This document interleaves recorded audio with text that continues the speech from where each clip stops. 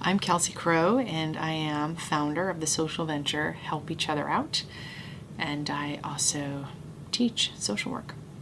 Help Each Other Out is about giving people tools for human connection when it's really difficult to do, and often it's really difficult to do when someone is going through something really difficult that you don't understand. So if you know someone going through illness or loss or miscarriage or infertility or depression, you may not feel that you can fully relate to that experience and back away. And Help Each Other Out is about making it easier to lean into somebody's difficult experience and not be afraid, and to actually find how much joy it gives you to have connection on deeper levels, and that it actually gives you more energy rather than less. And I started this work because I was somebody who shied away from people in a difficult time. I was often afraid that I would say or do something to make the situation worse. And I reached kind of a dead end with that behavior when my friend was diagnosed with breast cancer, and I didn't reach out.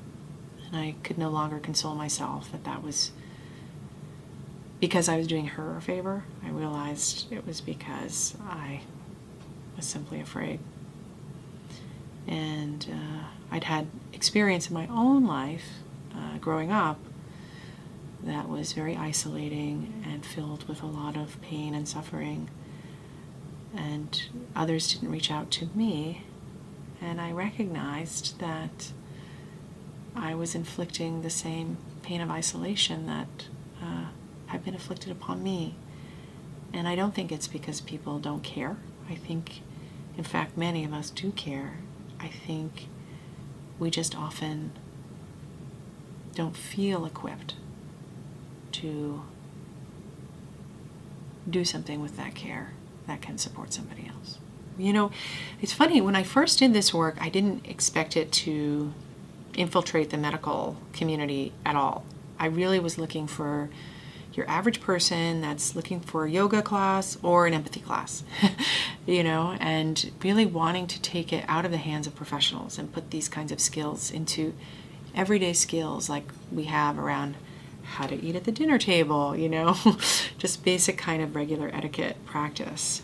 And I started getting more calls from medical providers about doing my empathy boot camps with them. And I recognize that what is so valuable in that community are two things. First, the very simple practical tips I give around communication that doesn't dismiss somebody else's experience, that honors somebody else's experience, makes them feel respected, but doesn't have to add a whole lot of time to your encounter that many, as you know, medical professionals do not have. So how can we help people how can we help people feel seen in their condition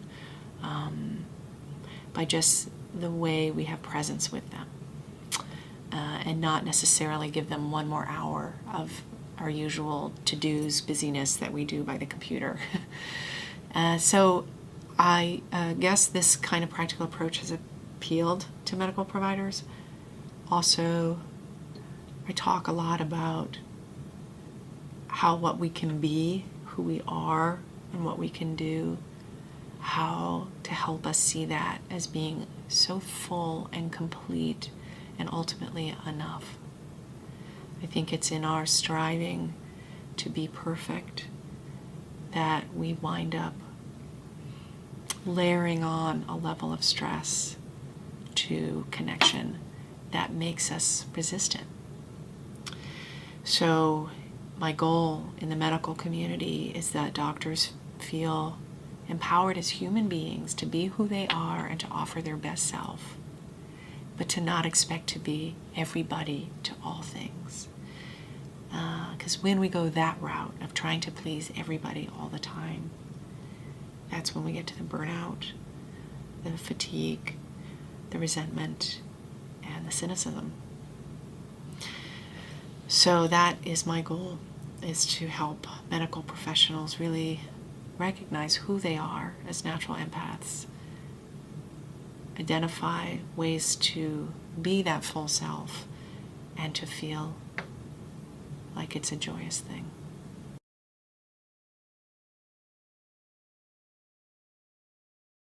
I think we jeopardize it when we blame patients for their situation, which on the one hand can easily happen because we all have our traits that make us blameworthy, and that can bring us into the hospital.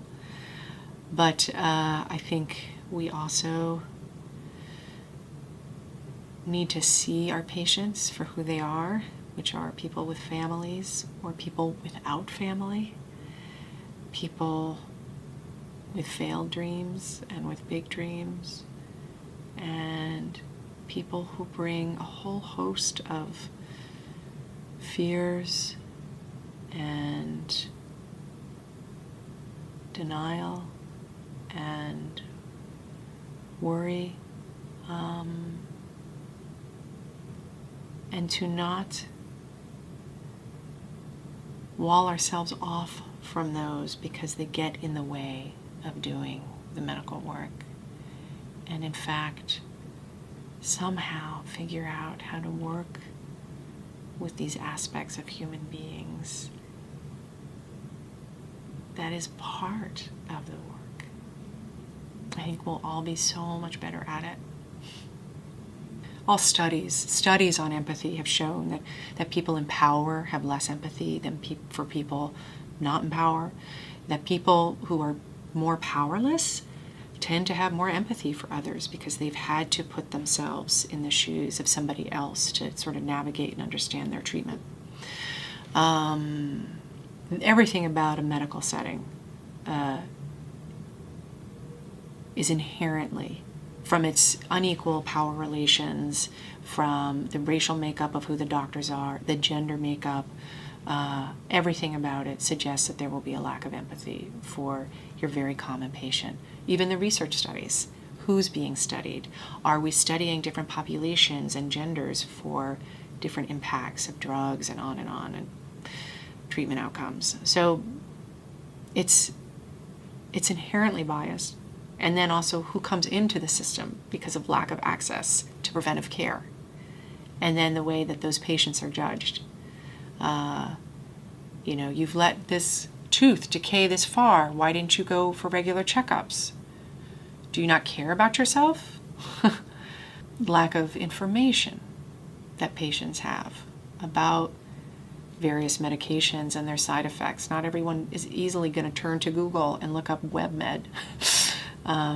Or have friends that they can talk to, or to get referrals for the best practitioner. The networks that people move in, and sort of the professionals within their social circle and family circle that they have access to. It's just so different. And that really allows you to prepare for your calls and to field your providers. There's so much room for disparity. And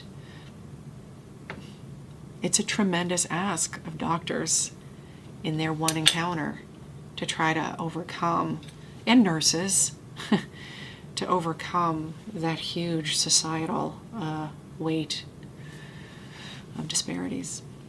I think for a patient, empathy feels like someone understanding your frustration from the minute you get into the door, with how cold the reception area is, to how uncomfortable the seats are, to how anxious you are about waiting and not understanding while you're there for 2, 3, or 4 hours, to getting into the doctor's office and not waiting in your gown for an hour, for shivering, to meeting your doctor and not have them immediately turn to their computer and start typing in notes, to having your doctor ask, "How are you feeling about this today?" And hearing your experience with what you're going through, to then asking, what do you already believe you know about this condition?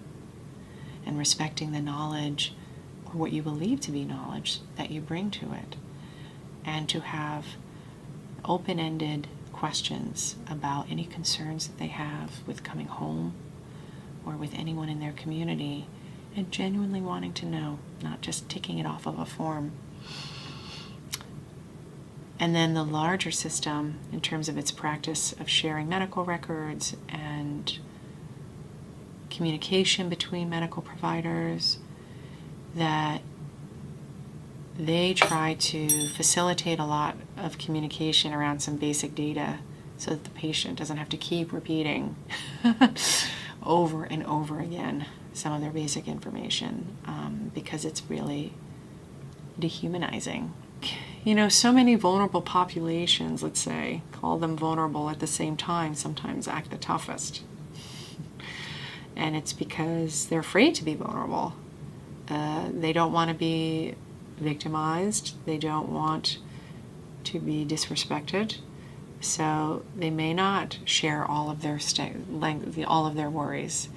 And they may not actually, and often do not, have a lot of trust in their medical team. And I think that doctors need to build rapport with their patient that's based on trust. And trust always, always begins with an interest in who somebody else is.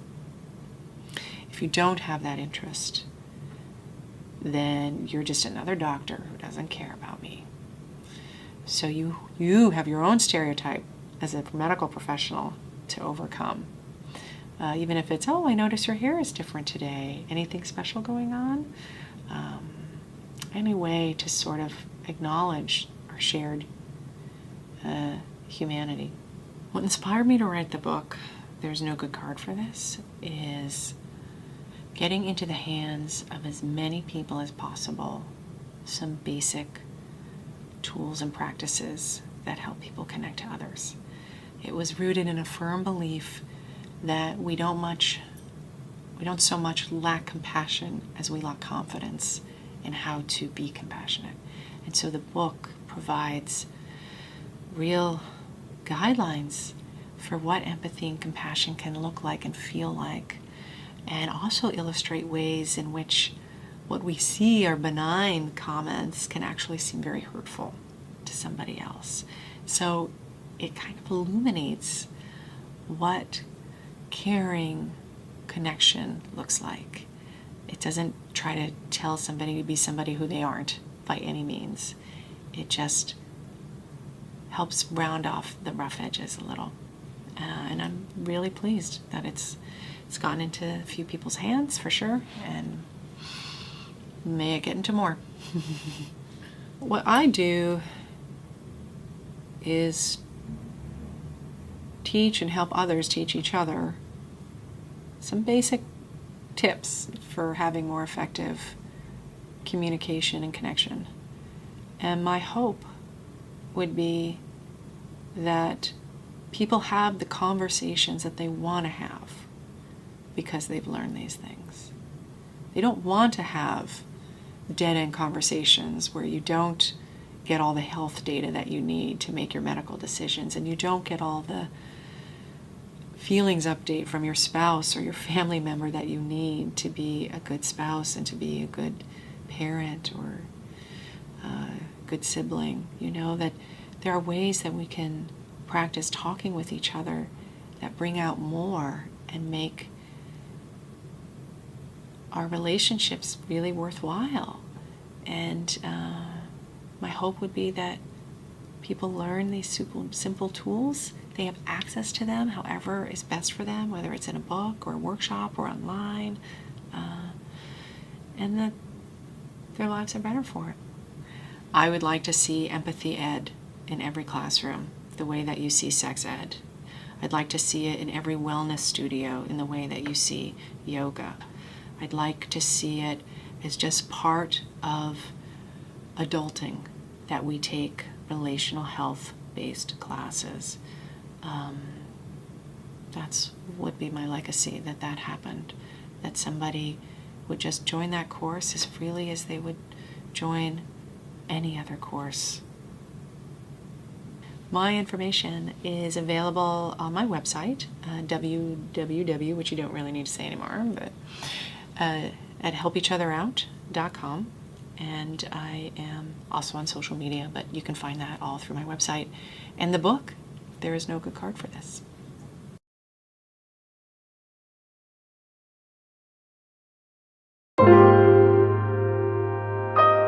you.